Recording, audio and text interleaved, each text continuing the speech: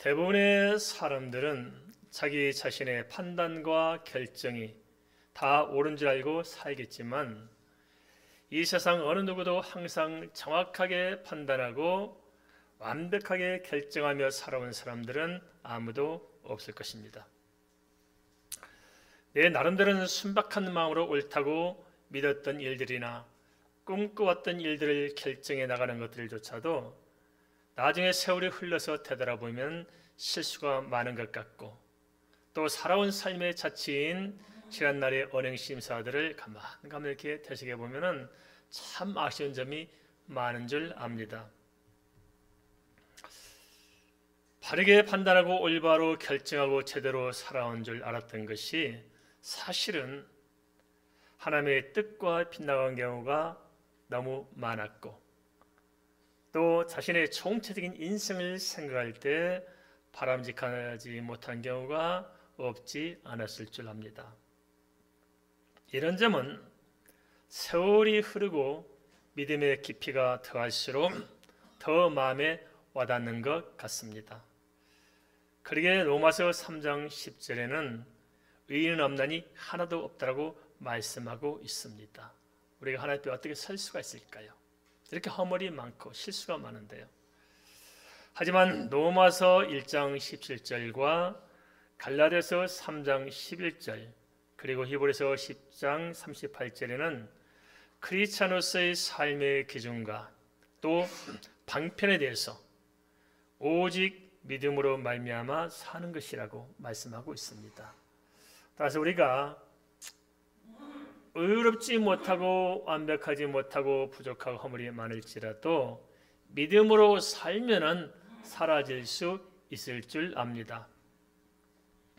감사한 것은 사람 누구나 죄와 허물에서 벗어날 수가 없지만, 그러나 하나님 안에서는 누구에게나 다시 창조 질서 그대로 회복할 수 있는 기회가 언제든지 주어져 있다는 것입니다. 특별히 믿음의 사람들에게는 하나님께서 우리 과거의 허물과 과거의 실수까지도 다 쓸어안아서 그런 허물과 상처까지도 결국에는 선하게 풀어내시는 것입니다. 그래야 마침내는 지난날을 통해서 변화와 성숙의 기회로 삼도록 하실 것입니다. 하나님의 뜻은 마음과 생각을 조장하심으로써 바른 판단과 정확한 결정을 하도록 인도하실 것이고, 우리의 연약함과 허물까지도 천국에는 우리의 사명과 우리의 비전을 위해서 전환점이 되도록 좋은 재료로 삼으실 것입니다. 그러한 한 단면을 창세기 13장 1절에서 4절은 아브라함과 롯의 경우를 통해서 이렇게 말씀하고 있습니다. 함께 보겠습니다. 창세기 13장 1절에서 4절 말씀 같이 읽습니다. 아브라함이 애굽에서 그와 그의 아내와 모든 소유와 롯과 함께 네겝으로 올라가니 아브라함에게 가축과 은과 금이 풍부했더라. 그가 네겝에서부터 길을 떠나 베델에 이르며 베델과 아이 사이 그 전에 장막 쳤던 곳에 이르니 그가 처음으로 제단을 쌓은 곳이라. 그가 거기서 여호와의 이름을 불렀더라. 하나님의 깊고 오묘한 섭리를 사람이 어찌다 헤아릴 수가 있을까요? 하나님께서는 아브라함의 오판으로 인한 허물에도 불구하고 아브라함과 사레와 롯을 지키시고 바로의 손에서 건져내셨습니다. 그뿐만 아니라 그냥 쫓겨나도록 한 것이 아니고 갈 때는 먹고 살 게 없어서 밥이나 먹고 살자고 내려갔다가 돌아올 때는 부자가 되어서 나오게 되었습니다. 이는 하나님 안에는 어떠한 죄와 어떠한 허물이 있든지 하나님의 뜻은 다시 회복하는 것이고, 그로 인해서 우리의 소명과 비전을 성취할 수 있도록 하나님께서는 천국으로 이끌어내시는 사실들을 우리에게 피력하고 있습니다. 그럼 관건은 뭐냐? 그것은 우리가 지난날의 실수와 허물이 없을 수 없지만은 그것을 어떻게 우리가 바라보고 어떻게 해석하고 어떻게 그것을 붙들고 살아가느냐 하는 것입니다. 중요한 것은 우리가 지난날에 내 자신의 잘못과 허물을 인정하고 돌이키는 것입니다. 그 자리에서 우리가 우리의 이후의 생애를 풀어내야 할 줄 압니다. 그럼 아브라함은 지난날의 실수함을 어떻게 풀어갔을까요? 그 점은 아브라함이 가나안에서 되돌아와서 한 일을 보면 잘 알 수가 있습니다. 창세기 13장 3절에서 4절을 다시 한번 살펴보겠습니다. 창세기 13장 3절 4절 같이 읽습니다. 그가 네게부에서 더 길을 떠나 베델에 이르며 베델과 아이 사이 그 전에 장막 쳤던 곳에 이르니 그가 처음으로 제단을 쌓은 곳이라. 그가 거기서 여호와 이름을 불렀더라. 애굽에서 돌아와서 아브라함이 갔던 곳은 어디라고요? 그것은 아브라함이 처음으로 가나안 땅에 와서 베델과 아이 사이에 있는 한 지역이었는데 왜 아브라함은 그곳으로 찾아갔을까요? 애굽에 돌아왔으면 새로운 많은 정보도 알았을 것이고 살기 좋은 땅들도 어딘지 알 수 있었는데 굳이 아브라함은 처음 가나안 땅에 와서 당신이 하나님께 제사하던 그곳으로 찾아갑니다. 그 이유는 거기서 아브라함은 제단을 쌓음으로 하나님과 깊은 교감을 얻었던 이유가 있었습니다. 그 자리가 아브라함이 인생을 살아갈 수 있는 스타트 라인이었고 거기서 아브라함은 비로소 하나님의 소명이 무엇이고 자기의 비전이 무엇인가를 깨달아 알고 자기가 살아갈 이유와 목적을 발견했기 때문에 그럴 것입니다. 이것은 야곱과도 비슷합니다. 야곱이 인생의 온갖 역정을 겪고 나서 비로소 다시 찾아간 곳이 있습니다. 그것은 어디냐면 바로 우리가 잘 아는 베델입니다. 왜 야곱이 베델로 찾아갔을까요? 그것은 야곱이 부모의 품을 떠나서 처음으로 자기 스스로 하나님의 임재하심을 체험했던 장소가 바로 베델이었기 때문에 그럴 것입니다. 누구든지 하나님 앞에 있으면 우리 자신의 지난날에 있던 허물은 그냥 허물 그대로 남는 것이 아니고 그 허물이 오히려 우리에게 유익하도록 새롭게 해석되고 새로운 역할로 쓰임받게 될 것입니다. 삶의 에너지로 돌아올 수가 있다는 것입니다. 지난 과거가 우리 미래의 걸림돌로 작용하고 있습니까? 아니면 새로운 에너지로 작용하고 있습니까? 우리는 지난날의 과거가 오늘 우리에게 어떤 의미를 가져가지고 있는 것일까요?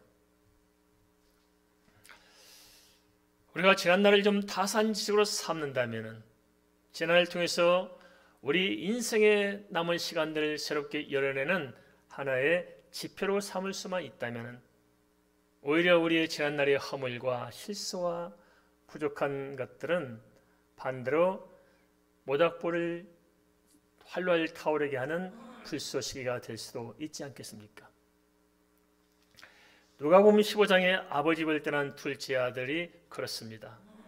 아버지 집에서 호의호식 할 때는 아버지가 누군지 아버지가 하는 일이 무엇인지 알았을까요? 몰랐을까요? 몰랐어요. 아담과 하와가 에덴 동산에 있을 때는 하나님이 누군지 하나님이 어떤 분인지요 무엇을 행하시는 분인지 알았을까요? 몰랐을까요? 제대로 몰랐어요. 참 아이러니하게도 아버지를 떠나 실패와 좌절과 절망 가운데서 방황하고 나서야 비로소 아버지와 아버지 하는 것들이 무엇인지 둘째 아들은 깨닫고 다시 아버지 집으로 돌아오게 됩니다. 이후의 삶은 전과 어떻게 달랐을까요? 저는 아버지 집에 있으면서도 아버지가 누군지 몰랐고 아버지가 무슨 일을 하시는 분인지 알지 못했을 것입니다. 그러나 지난날의 실수와 허물을 통해서 다시 아버지 집에 돌아왔을 때는 아버지가 어떤 분인지 알게 되고 아버지가 얼마나 소중한 분인지 내 인생에 어떤 의미가 있는지를 정확하게 알게 되었을 것입니다. 이런 점을 본다면 우리가 예수 믿고 하나님 앞에 돌아가기만 한다면 우리가 지난날에 어떻게 살았든 무슨 실수와 무슨 허물이 있든지 간에 우리가 그것을 가지고 다시 하나님께 돌아왔어. 내가 처음 하나님 만났던 그 자리, 은혜 받은 그 자리, 첫사랑을 회복할 수 있다면 오히려 지난날의 모든 것은 나의 믿음의 깊이를 더하는 좋은 자료가 될 것이고 남은 내 인생을 붙잡아주는 좋은 기회가 될 수 있을 것입니다. 그렇지만 처음부터 미리 깨달아 알고 산다면 얼마나 좋을까요? 그러면 연단을 받지 않아도 될 텐데 우리는 그러지 못하는 게 안타깝습니다. 현실은 너나 없이 사람이 연약해서 겪어보고서야 조금씩 깨달아가는 것이 아닌가 싶습니다. 미리 깨달아 알아서 연단을 겪지 않으면 좋을 것이고 최소한 연단을 받으면서 연단 가운데라도 깨달아 알고 돌이킬 수 있으면 좋을 텐데 안타까운 것은 연단을 받으면서도 우리가 깨닫지 못하는 것입니다. 둘째 아들이 아버지를 떠나 있으면서도 깨닫지 못했다면 어찌 됐을까요? 그 인생은 비참하게 끝나지 않았을까요? 그런데 돌이키면은 소망이 있습니다.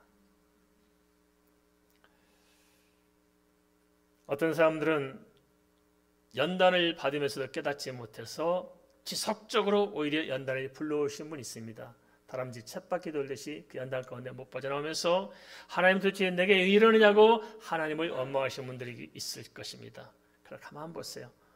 하나님은 언제나 우리에게 기회를 제공하시고 우리를 변화시키시고 우리를 성숙하도록 더보다 풍성한 삶으로 풍성한 은혜 가운데 인도하기를 원하시는 분이시지 굳이 우리에게 어려움을 주지 못해 안달나는 그런 악한 분이 아니십니다. 하나님은 선하십니다. 우리가 하나님을 떠나 있기 때문에 그런 것이 아닌지 좀 돌이켜 보십시다. 하나님께 돌아만 올 수 있다면 다시 우리가 잃었던 첫사랑을 회복할 수만 있다면 그 자리에서 하나님께서는 우리의 모든 지난 날을 다시 회복해서 우리의 지난 날의 잘잘못을 통해 미래의 에너지가 될 수 있도록 우리를 변화시켜 나갈 것입니다. 우리가 지난 날에 대해서 미련을 갖지 마십시다. 미련에 붙들려서 못 빠져나오고 있는 것이 아닐까요? 하나님의 음성을 듣고 하나님의 살아계심을 알고 하나님의 말씀을 기억하고 결단을 내리십시다.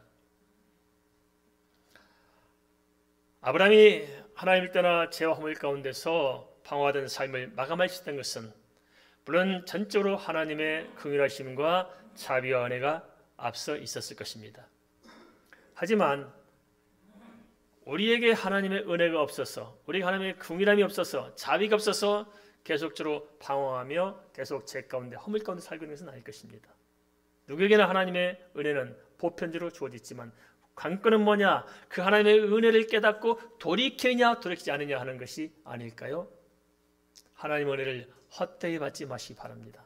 깨달아 하시기 바랍니다. 발견하시기 바랍니다.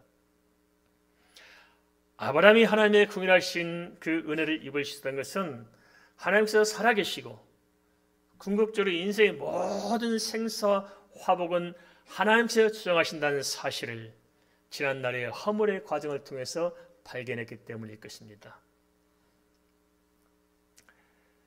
자기는 죄와 허물 가운데 있었지만은 하나님께서 그 자리에까지 오셔서 자신을 건져내 주시고 심판을 받아야 마땅한데도 불구하고 용서하시고 먹고 살 것이 없어서 입에 풀칠을 하고자 애굽에 내려갔는데 하나님께서 원수를 통해서 내게 선을 베푸시도록 하나님께서는 바꾸셨지 않습니까?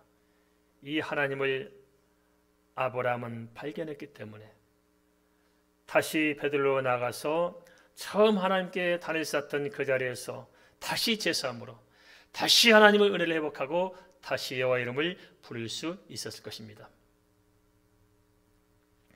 우리가 다시 하나님의 뜻을 깨달아 다시 첫사랑을 회복하고 다시 우리 역시 여호와 이름을 부를 수 있다면은 그래서 다시 우리가 하나님의 은혜를 구할 수 있다면은 지난날의 삶은 그렇게 우리에게 큰 영향력이 없을 수 있습니다. 오히려 우리가 지난날로 인해서 그 풍파와 환난과 지난날의 아픈 상처로 인해서 우리가 미래의 삶을 더 활짝 열어갈 수 있는 기회가 주어지지 않겠습니까? 중요한 것은 현 시점에서 내가 어떻게 생각하고 어떻게 판단하고 어떻게 결정하는가 하는 것이 아닐까요? 아브라함은 실수했지만 그러나 하나님 안에서 그의 애굽행은 묘하게도 거대한 출애굽 사건, 후대에 벌어질 출애굽 사건의 예표가 되고 있습니다. 따지고 보면 출애굽 사건 아브라함 때부터 이미 시작되어서 모세 때, 가나 또 여호수아 때 완성이 되어가지 않습니까? 출애굽기 13장 36절은 이렇게 말씀하고 있습니다. 여호와께서 애굽 사람들에게 이스라엘 백성에게 은혜를 입히게 하사 그들이 구하는 대로 주게 하심으로 그들이 애굽 사람의 물품을 취하였더라. 하나님께서 훗날 이스라엘 백성들의 출애굽할 때도 아브라함처럼 부자로 나오게 하셨습니다. 먹고 살 것이 없어 들어간 것이 똑같잖아요. 그래 나올 때는 똑같이 부자로 나오게 하셨습니다. 그냥 말하자면 아브라함을 통해서 미리 되어질 일들을 예표로 보이셨다고도 볼 수 있습니다. 출애굽기 15장 13절에 14절 이렇게 말씀하고 있습니다. 여호와께서 아브라함에게 이르시되 너는 반드시 알라. 내 자손이 이방에서 개개되어 그들을 섬기겠고 그들은 400년 동안 내 자손을 괴롭히니 그들이 섬기는 나라를 내가 징벌할지며 그 후에 내 자손이 큰 재물을 이끌고 나오리라. 격가지로 좀 나가겠습니다만 그래도 한간 알아야 있어요. 잠깐 참고로 말씀드립니다. 언젠가 말씀드렸습니다만 기억하실지 모르겠습니다. 이스라엘 백성들이 가나안 땅에서 430년간 머물렀을까요? 400년간 머물렀을까요? 근데 여기서는 왜 400년이라고 이야기할까요? 전체 머문 기간은 430년이었습니다. 그런데 왜 400년 동안 내 자손을 괴롭히니 400년 동안 이방에서 개입된다고 이야기했을까요?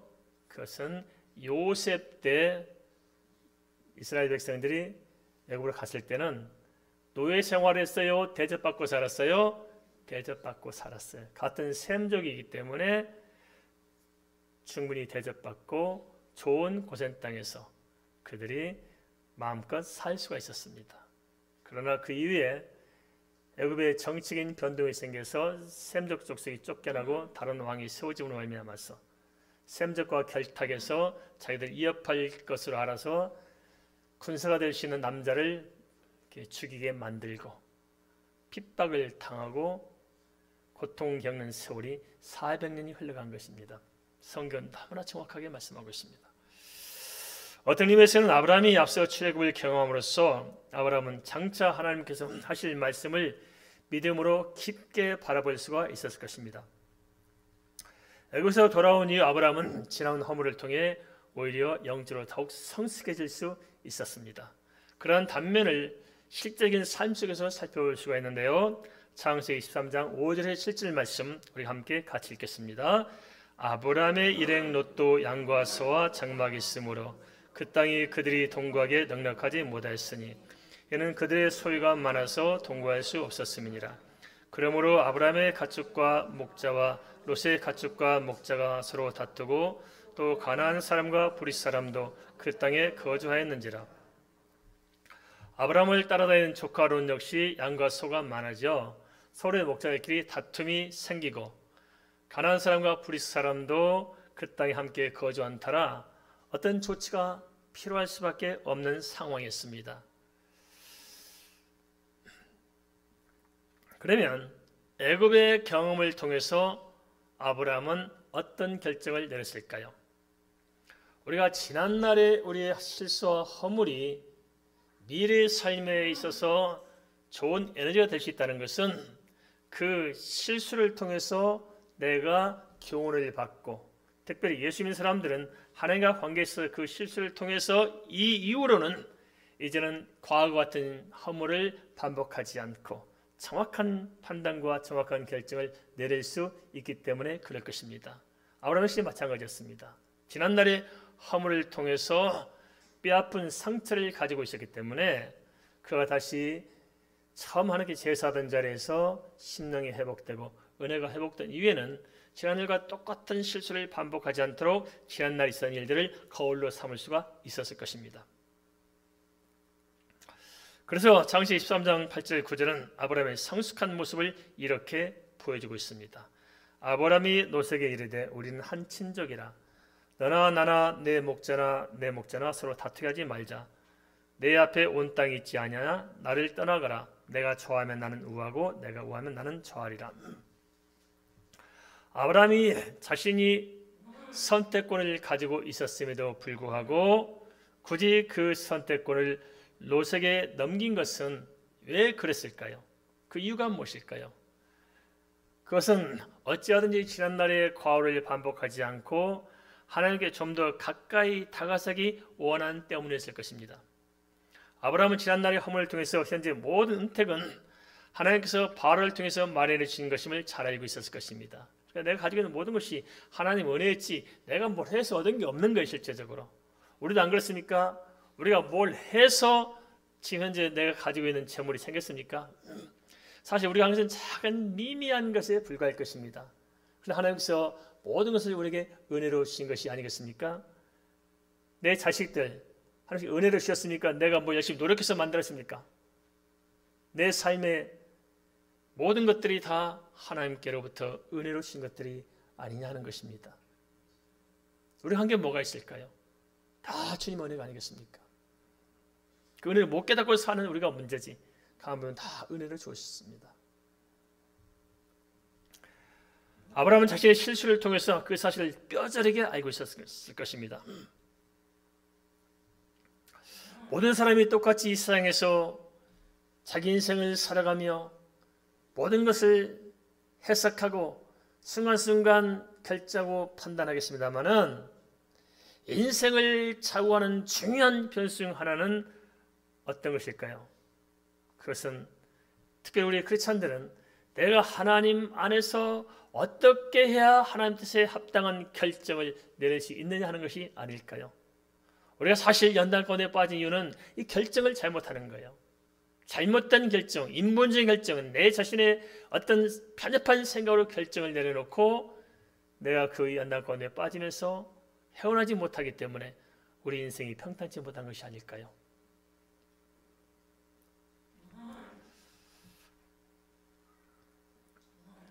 우리의 결정은 다 알고 보면 내 자신의 내면에 자리하고 있는 가치관에 의해서 결정이 됩니다. 어떤 것을 귀하게 생각하는 가치관에 따라서 우리가 결정이 되어 있고 또 우리의 인생을 어떻게 이해하고 사느냐, 내가 산 인생이 무엇이냐, 어떻게 이해해야 될 것이냐 이런 인생관에 대해서 우리가 생각하는 바에 의해 결정이 됩니다.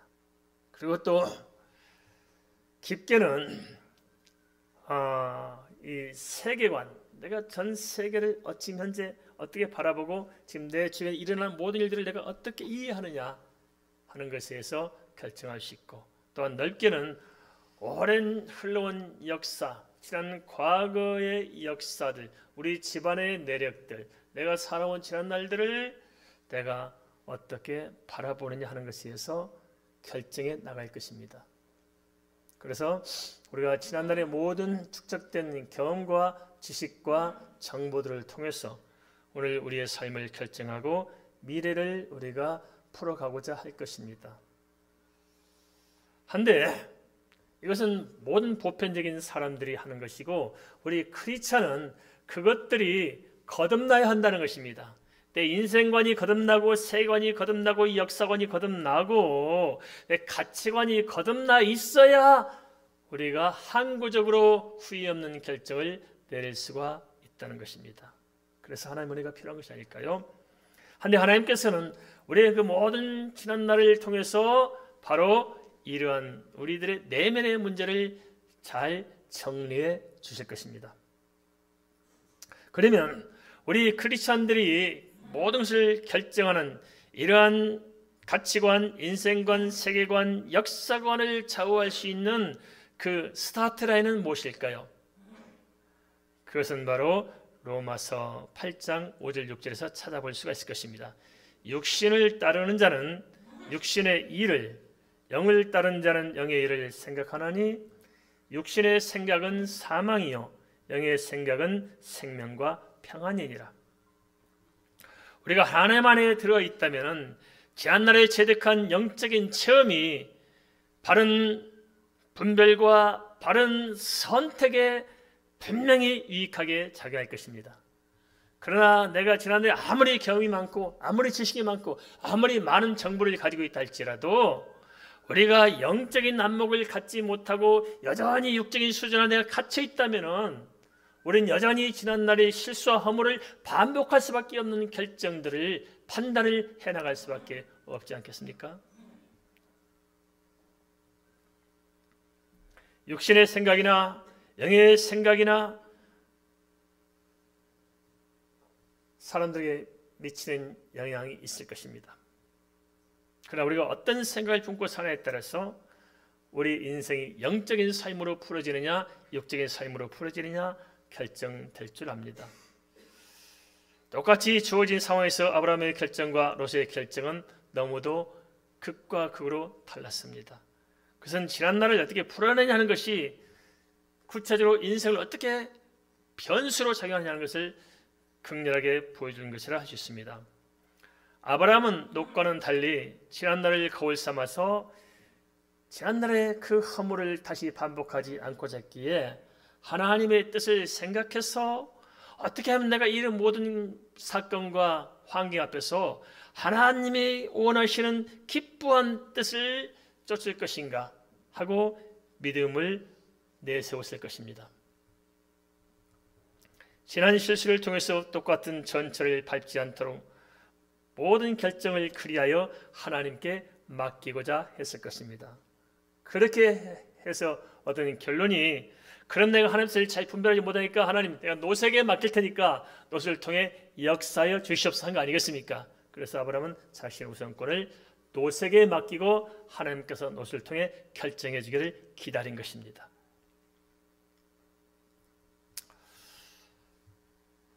그런데요, 어찌 보면 참 어리석어 보이잖아요. 아브라함이 자기 원하는 대로 하면 될 걸 가지고. 그런데 내가 원하는 바도 물론 있었을 거예요. 내가 생각하는 바가 없지 않았을 것입니다. 그럼에도 불구하고 그 결정을 하나님께 맡길 수 있었다는 것이 그게 대단한 거 아닐까요?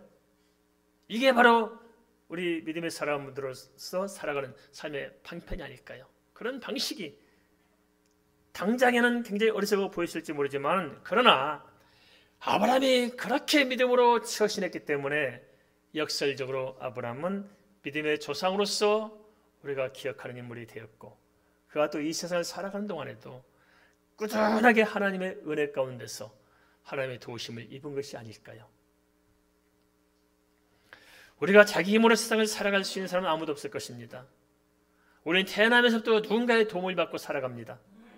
또 우리가 지금 살아가는 이 모든 것도 누군가의 도움이 있어야만 우리는 살아가게 되어 있습니다. 우리가 입은 옷을 내가 만들어서 입는 사람이 있을까요? 오늘 우리가 아침 먹은 그 밥상이 내가 수고해서 길러낸 반찬거리를 내가 먹고 사는 것입니까? 내가 농사지어서 쌀을 먹고 삽니까? 우리가 잠자는 침대가 내가 만든 것입니까? 아닙니다. 우리는 누군가의 도움을 받아 살 수밖에 없는데 우리가 숨쉬는 공기며 햇빛이며 우리의 모든 삶의 크고 작은 부분 안과 밖에서 가보면 우리는 풍성한 하나님의 가운데 살도록 그렇게 지음받았고 하나님의 세상을 그렇게 창조한 것입니다.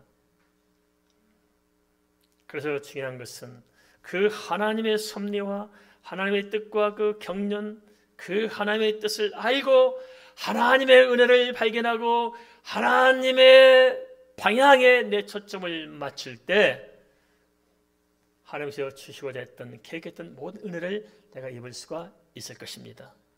우리가 마음이 강팍해져가지고 굳이 하나님의 뜻을 저버리고 내 뜻을 주장해서 결정해놓고 그것을 하나님의 뜻이라고 주장합니다. 왜 그럴까요?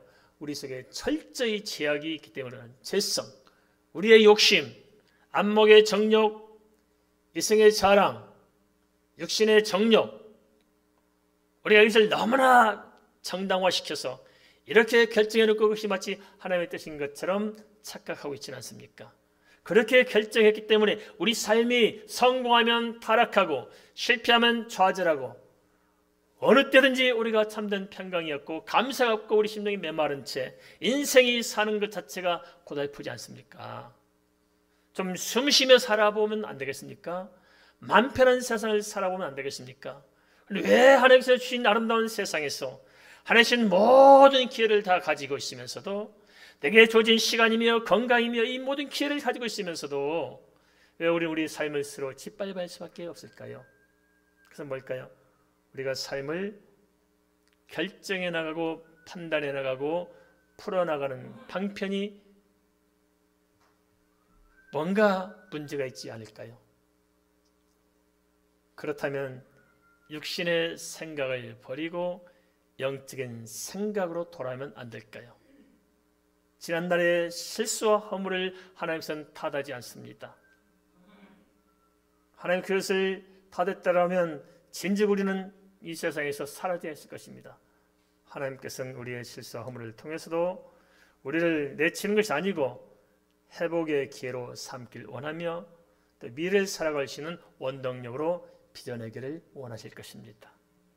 그 사실을 알고 우리가 좀 영적인 안목을 좀 가졌으면 좋겠습니다.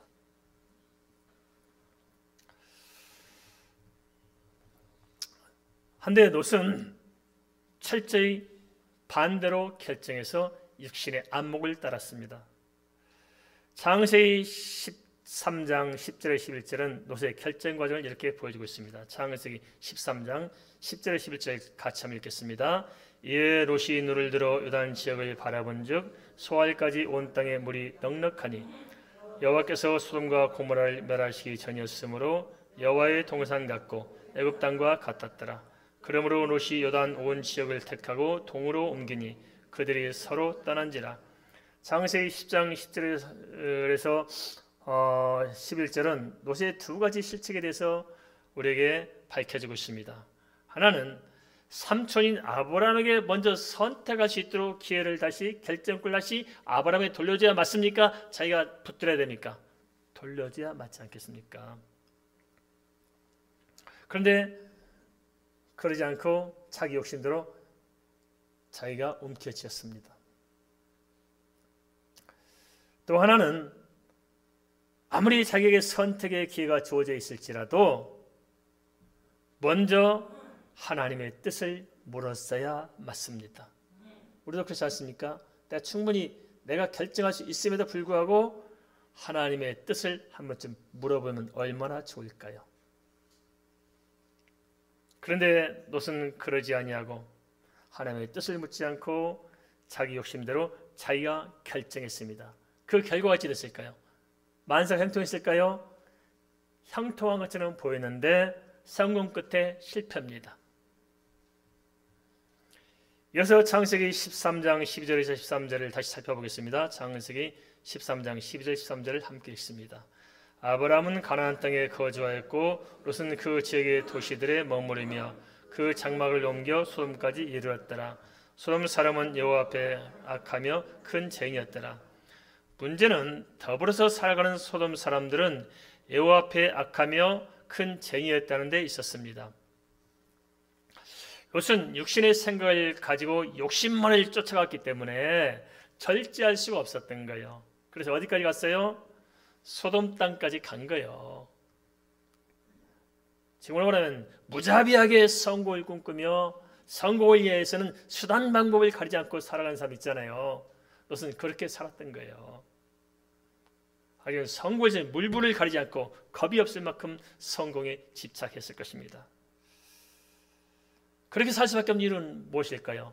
그것은 자기 자신을 다스리고 통제하고 이끌어낼 수 있는 영적인 능력과 영적인 시각이 없었던 것입니다. 그런 좀 관점이 있었다면 그렇게 무모하게 자신을 세상에 내던지지는 않았을 것입니다. 만일 아브라함이 롯 대신에 요단을 선택했다면 상황은 달라질 수 있었을 것입니다. 최소한 롯처럼 그렇게 무모하게 이 세상 것을 위해서 집착해서 수단 방법을 가리지 않고 살지는 않았을 것이고 또 하나님 앞에 기도함으로 지혜롭게 인도를 받아서 충분히 대책을 세우면서 살 수가 있었을 것입니다. 무엇보다 아브라함은 영적인 은혜가 있었고 영적인 능력이 있었기에 하나님 앞에서 살고자 했기 때문에 그런 상황에 휘말리지도 않았을 것입니다. 롯은 눈에 보이는 현실에 이속을 고생했지만 인생의 생사와 복은 내 눈에 보인 대로 내가 판단한 대로 되어야 되는 것이 아니고 궁극적으로는 하나님의 절대 주권이 있다는 사실들을 우리가 분명히 알고 판단하고 결정해야 합니다. 그런데 안타깝게도 가만 보면 우리가 아브라함을 따르기보다는 롯을 따르고 있는 경우가 너무도 허다히 많다는 것입니다. 우리가 어떻게 살아가고 있습니까? 아브라함을 쫓아 살고 있습니까? 롯을 쫓아 살고 있습니까? 도대체 우리가 어디서 줄을 서서 살고 있느냐 하는 것입니다. 가만 보면 예수 믿고 산다면서도 그 밑바탕에 생각조차도 변하지 않은 사람들이 참 많은 것 같습니다. 예수 믿는 너무너무 세속적이요, 예수 믿는 이유가 이 세상에서 출세하고 성공하는 좋은 방법으로 삼고 출세하시는 분도 계실 것입니다. 예수님 오로지 나의 육신의 정리를 만족시킬 수 있는 뭔가 창고와 같은 분들, 그렇게 여기지 않습니까? 그래서 예수님께서, 하나님께서 내게 도움을 별로 안 주면은 또 가끔가다 절간에서도 빌리고 올 수도 있고 그렇게 살고 있지 않습니까? 그런데 교회 밖에서는 그런 분들이 허다해요. 특별히 저 남미 쪽에나 가보면은 그런 사람이 많습니다. 신을 그냥 여럿이 섬겨, 신이 많을수록 좋아요. 하나님의 복을 안 주면 알라가 복을 줄 것이고, 알라가 복을 주지 않으면 자기의 토속신앙에 믿는 복을 줄 것이고, 많을수록 좋아요. 밑바탕에 생각 자체가 부패하고 썩어 있는 한 내 인생은 그 한계에서 벗어나지 못할 것입니다. 삶을 변화시키기 원하시거든 내 속 사람을 먼저 변화시켜야 합니다.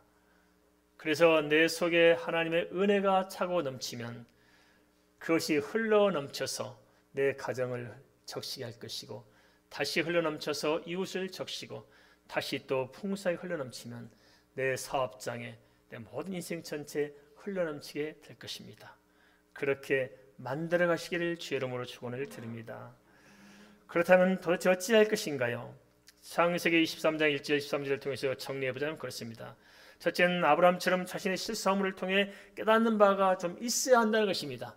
지난날 뒤에서 깨달읍시다. 못 깨닫는 이유가 뭘까요? 자꾸 내가 옳다고 생각하고 내 생각을 고집하기 때문에 그런 것이 아닐까요? 그것을 그렇게 고집하지 말고 하나님 앞에 내놓고 생각해 봅시다. 하나님께 좀 물어보십시다. 앞서 언급한 대로 사람은 누구나 온전하지 못해서 실수허물이 있을 수 있을 거예요. 하지만 중요한 것은 실수허물을 용서하신 하나님의 그 크신 은혜와 크신 사랑을 깨닫고 생각을 좀 바꿔내야 하는데, 그러지 못해서 계속적으로 우리가 시행착오를 반복하는 것이 아닐까요?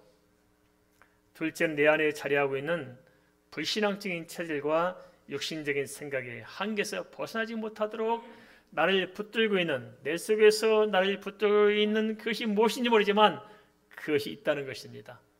무엇이 나를 붙들고 있습니까? 내 속에서. 내 안에서 내몰아야 될 무언가가 우리 속에 있습니다.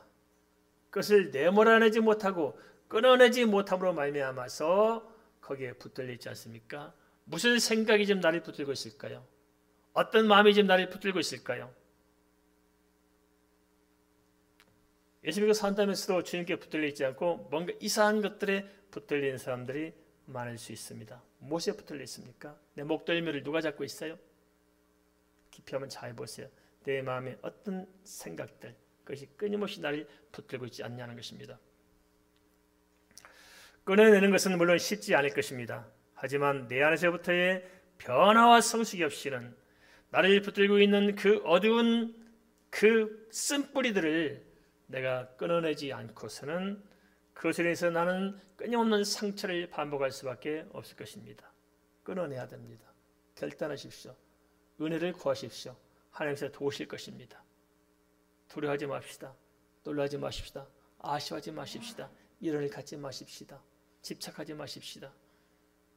괜히 그 안에 짓눌리지 마십시다. 내가 결단만 한다면 하나님께서 분명히 믿음대로 되게 하실 것입니다.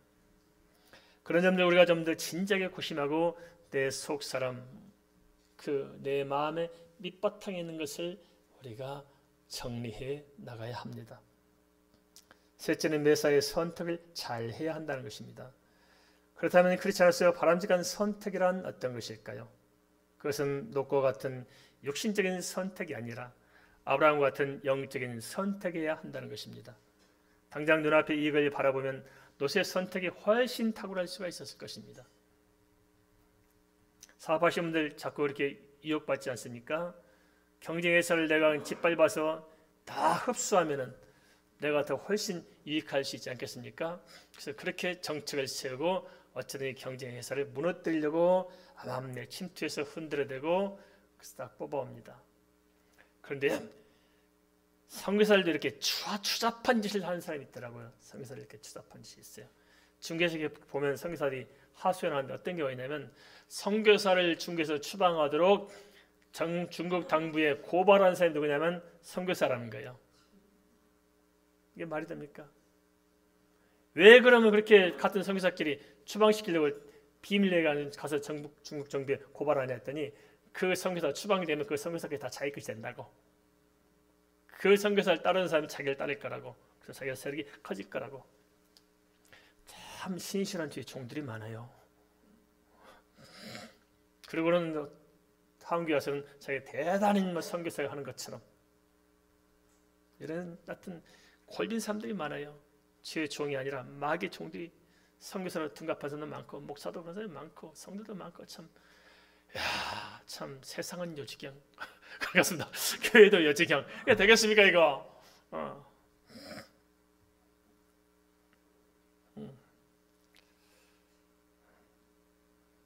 멀리 인생을 바라보고 깊게 바라보고 총말론적인 종교에 서서 오늘 우리가 바라볼 수만 있다면 내 인생을 하나님의 선택에 맡기는 편이 훨씬 현명하지 않을까요?